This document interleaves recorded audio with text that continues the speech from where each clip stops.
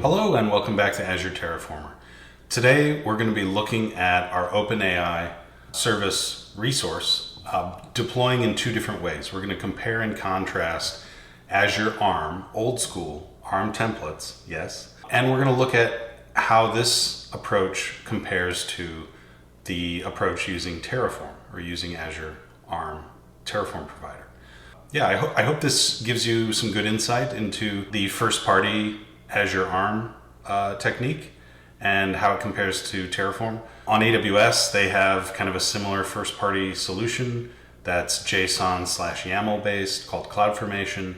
And so I think this comparison would be representative of both of these two pathways, whether you're going with the Azure ARM on Azure or with CloudFormation. But without further ado, let's get going. So looking at the code here, this is our ARM template.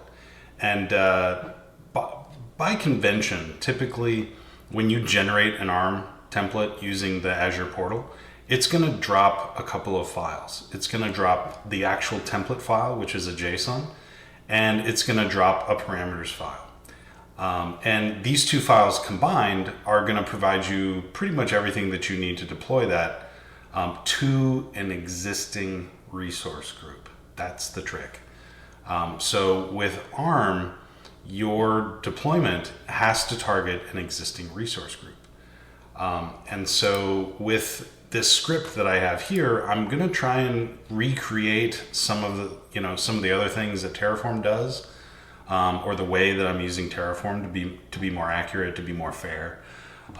Is Terraform's taking care of some of these things in a very Terraform HCL kind of way, where I can do the same things, but I can't do it in the ARM template. I have to do it inside of a bash script. And actually ARM templates, there's lots of different ways to provision an ARM template.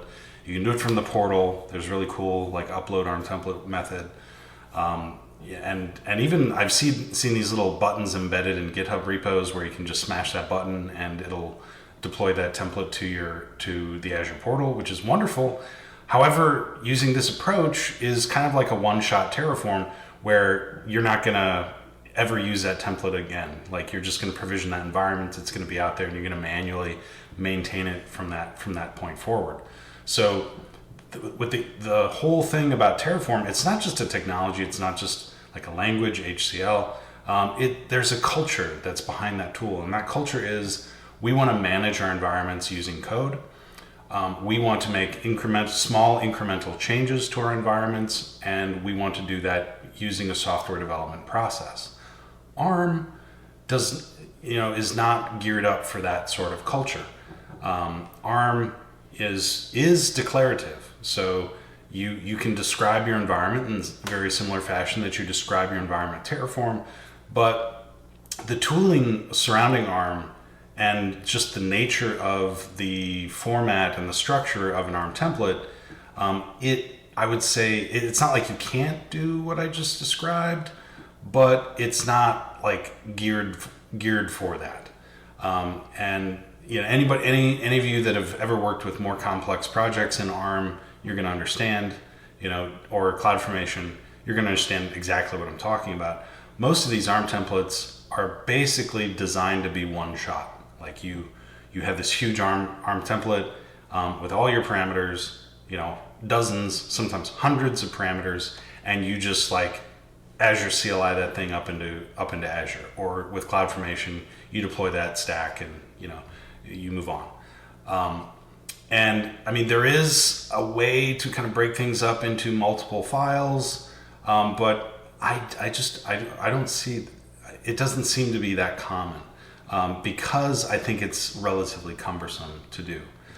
Whereas with Terraform, the inherent working directory, structure that's within how HCL works and how the Terraform CLI works, it just makes it super, super easy to carve out new folders and, hey, this folder is my new module, and let me connect to that module, let me reference that module. Let me reference that module, whether it's a local folder within my on my local disk, or whether it's if it's a folder in a GitHub repo or wherever that thing may be. I can reference these modules in a much easier and streamlined fashion. So I think just bear that in mind as we go and look at this. Another thing is with ARM, the inherent, and we'll see this later in Bicep. And that, if you remember from my Bicep video, when I kind of compare and contrast Terraform and Bicep, I made note, or I learned, Bicep in that video. I made note of the fact that Bicep's command, to deploy a Bicep template has awareness of Azure's kind of topology built into it. So the tenant, the management group, the subscription, the resource group topology, that is built into the mechanism by which you deploy and scope things. And so ARM is very similar in that fashion. And ARM is really geared for deploying stuff into resource groups. So most of the examples that you'll see with ARM, you're going to see somebody using the Azure CLI to jam a resource group, and then you're going to see somebody using Azure CLI to deploy that template into that resource group. And we'll look at my Terraform code here and see how Terraform is very, very much different from that, at least in the case that I'm using it. So right here, you can see the code, the script here. I am kind of recreating what I'm doing with Terraform. First of all, I'm setting my context. What subscription do I want to use? Using az account set. You'll see I'm generating a random string using bash. And actually, by the way, if you've been following my channel, you'll know I'm not like some bash wizard or anything like that. I totally went to ChatGPT and just asked it to generate me some bash script code that would generate a 8-character string, and here's what we got. So don't shoot the messenger if you don't like how ChatGPT wrote this random string generator on bash. Full disclosure here. But anyways, it seems like it got the job done, so I took it and ran with it. So anyways, here I'm grabbing my resource group, I'm building the string. So this is kind of like me building a local variable to store the resource group name. I'm taking RG, putting the random string there, then I'm setting up my location. And so now this line on line 14 here, I'm basically setting up I'm telling Azure, hey, go create this resource group for me. And then I'm going to deploy the ARM template. And here's where all the magic happens. So now that this resource group exists after line 14 executes, now I can run my deployment using the JSON template. So as you can see here with ARM, that resource group has to exist before ARM gets involved. The ARM template gets involved. ARM is just the API, the REST API behind the scenes. So in a sense, if I'm going to be really nitpicky, all of these commands are hitting ARM, the ARM REST API. AZ group, AZ account set. I mean, it's a big happy ARM family. But here on line 18, where we're actually deploying the template, this command requires that resource group to be there. And then we give this resource group, template deployment a name. And so the deployment name, and really, the name of this deployment doesn't super matter. It's not a name of our resource. It's just a name that ARM uses to keep track of the deployment of all the things that are happening in kind of the same way that a state file in Terraform keeps track of things, but that state file is local to you or wherever your backend is, and that deployment is out stored in Azure. So hopefully that helps. And so you can see here, I'm referencing my template.json and I'm referencing my JSON parameters. So now to compare this to Terraform, let me just pop open to the side here my Terraform code. Basically, let me get all this out of the way. Basically, all this stuff right here is doing this. So these, 3 or 4 lines of code minus curlies is basically generating a random string of 8 characters long, creating a resource group that's in US East, and that's it. Actually, this local doesn't even belong here, so we can just toss that down there as well. Toss that into the dustbin. So yeah, that's it. So compare and contrast. Which do you think looks simpler? I mean, which is more readable? First of all, like the code on the left is a bash script, so it's imperative, right? This is imperative code.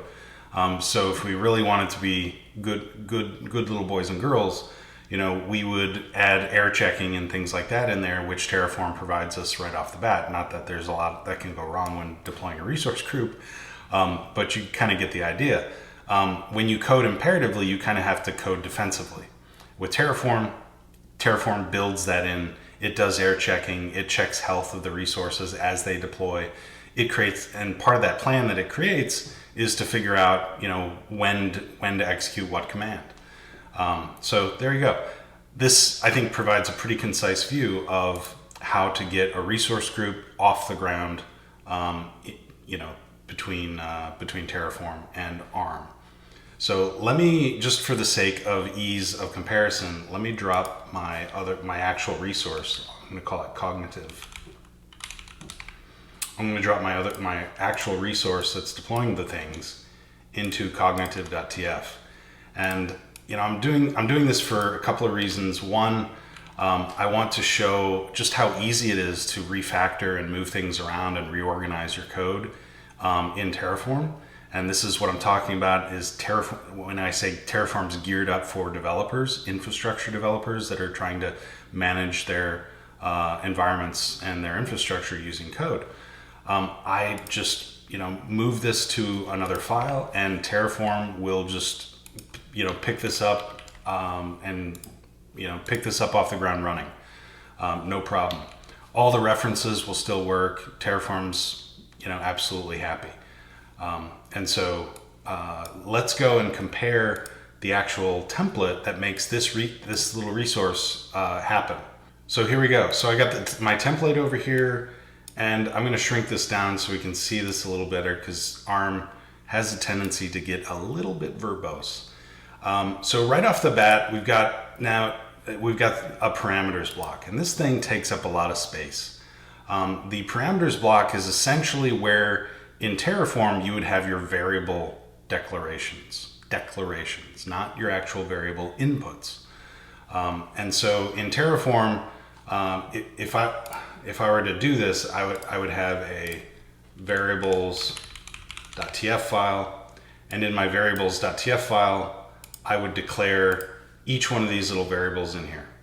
Now, I'm not using all these parameters in my Terraform code. In fact, I kind of simplified the Terraform right off the bat by embedding like S0.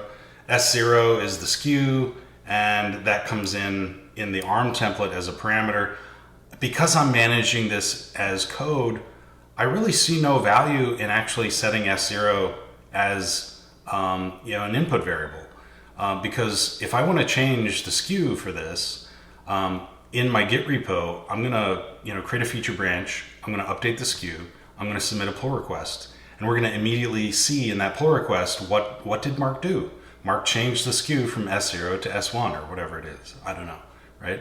So we don't need to always parameterize or input variabilize every single value that's in our Terraform. Sometimes like hard coding the value is just fine, because this document on the right side, although it is code, it's essentially documenting what the SKU name is. And so if we have additional layers of abstraction of that SKU name, it becomes more difficult to maintain it as code, because somebody's got to go trace this thing down. Like, well, where's the variable come from? What's that value coming from? And if you don't need variability for that attribute in your code, then don't make it a variable, right? You're just adding additional complexity, and it's really not adding any value. Same with the kind of OpenAI. Doesn't matter. Like, we're always, like, our goal of this code is to provision an OpenAI service. So I do not need to parameterize OpenAI, right? Now, all of these like little tweaks, I could do the same thing to my ARM template here, and I could rationalize and refactor and get rid of many of these input parameters.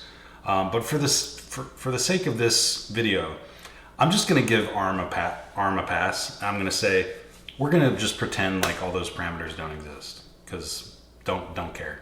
we're going to focus more on the structure of the resources that are being deployed. And so here, in my actual resources block, that's a key element of the ARM schema. You've got parameters and then you've got resources. In this array of resources, again, it's a JSON array, I'm going to have any number of resources that I'm going to deploy. And so you can see right here, I'm doing this is actually a deployment. And this is actually a deployment that I'm not doing in my Terraform code. So again, I'm going to give ARM a pass.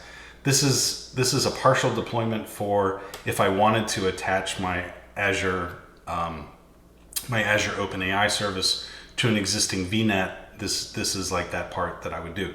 I actually didn't implement this in Terraform. So again, I'm going to give ARM a pass, and we're going to minimize this, and we're going to focus on what ARM is really doing. And so here, we're looking at our actual cognitive service account.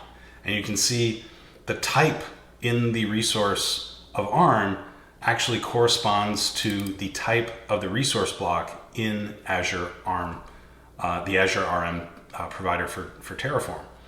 And so this correlates to that. Now in Terraform, and more accurately, the ARM provider, the Azure ARM provider for Terraform, there is a piece of code, a component, a software component written in Go with the name of Azure ARM Cognitive Account that maps to this ARM type. And all this component within the Azure ARM provider is doing is making API calls to ARM on behalf of this type. So that's kind of how we're able to get a much more concise view, because the Terraform provider itself is providing an abstraction layer in between Terraform, your HCL code, and the underlying REST API. And so that's what this component is doing. But you can see some similarities. We can immediately recognize that this thing has a name, and that there's a corresponding thing there. Again, I did not feel like I needed to parameterize the name. And you'll notice on ARM templates, they're very, very chatty in terms of parameters. Smash like if you agree with me that ARM templates are way too chatty on parameters. If you're an old Azure, guy or gal, you're gonna know exactly what I'm talking about. It's like when you generate an ARM template, every dang parameter every dang input like on that resource is gonna have a parameter, even if it's like the same value, or the value could be derived from something else. So back in way back time machine days when I was doing ARM templates, the number one thing that I spent my time doing was like rationalizing the parameters and getting rid of unnecessary parameters that I didn't need anymore. And it was, So with Terraform, you have to be very purposeful with creating input variables, because number one, they don't get generated unless you're using a code generator. I'll probably look at some of those tools later on my channel. But so you got to write your own Terraform, and you're going to make purposeful input variables. So I like that personally. And when I try and figure out a new service on Azure, and I might generate an ARM template and look at it, I'm not actually going to try and recreate the ARM template in Terraform or in HCL, because it's so nasty. What I'm really trying to extract from that ARM template is a couple of really important things. What are the values that are getting set on this resource, and is there any special structure that I need to look for? So that's really all I'm trying to extract when I do analysis of an ARM template. So anyways, a couple other things that stand out, we have the location, of course, and then we are going to have a resource group. But, you might be saying, well, Mark, there is no like resource group setting on this resource. How does this resource know what resource group to go into? I'm glad you asked. That's because, remember this file, our little bash script? That's because in our bash script, we're actually creating we're actually setting the context for what resource group we're deploying this resource into. So that relationship of the resource group is actually in Bash. It's not in the ARM template, which I think is a benefit for Terraform because we can very clearly see what resource group this thing is in, even if it's an existing resource group. In this case, I'm actually generating a resource group with this project. I don't have to. I could reference an existing resource group. But I like how there is some data integrity between the parentage of the resources that Terraform creates until you get to the top level, like the resource group in Terraform. That's it, man. That's top of the stack. So there's no relationship there. But every resource must have a parent, and it must be a resource group, unless it's some exotic resource. Anyways, so back to the template. So we've got a lot of stuff going on here. Again, we got parameter overload. So let's just give them a pass, right? I mean, we could just put in values for those parameters. They actually have a depends on, which is conditional based on whether or not you're doing, the private networks. I'll give them a pass on that, because we're not doing that. Tags, I'm not setting tags, but I could. A tags block, would look like this, and I'd say foo equals bar, and we'd be having a great old time. The skew, this is where ARM templates get a little funny. Sometimes the schema of a resource in ARM has top level attributes. Skew and kind are probably the most common, but there are other examples of them, I believe. And in this, Terraform resources have a very flat structure. Skew and kind, you'll notice, are just top level attributes on this thing anyway. And then down in here, we have this properties bag. Now, many of these properties in this properties bag would show up on our resource in Terraform, but we're not using them, right? I mean, if I go look at the documentation, I guarantee you there's going to be, like a IP rule array and things like that, and thing that I could probably override. But Terraform has these resources have defaults that are set. So the author of this resource has decided, this is an uncommon scenario. So I'm going to set a default for the most common scenario, which is private networking is disabled. And we don't pay attention to that. Another thing is this custom subdomain. Sometimes there's properties within ARM that are absolutely required, but maybe the product team at Microsoft has not fully fleshed that out, or it's extremely edge case scenario where it's being used, and Terraform might just completely abstract that from the user, the end user, me, the developer, the HCL developer, using this resource. So it kind of makes it go away and kind of simplifies that schema. So right off the bat, what observations can we make? Well, number one, the big O notation of this is of the HCL code is much simpler, right? We only have one level of hierarchy here, so it's like big O 1. Over here we have nested structures in place, even with skew. Skew is a nested structure, right? Skew has a name. We have properties. Properties has a network nested structure with a bunch of stuff in here. So we're seeing a lot of things that are unnecessary to what we're trying to do, but we have to pass in values to them anyway.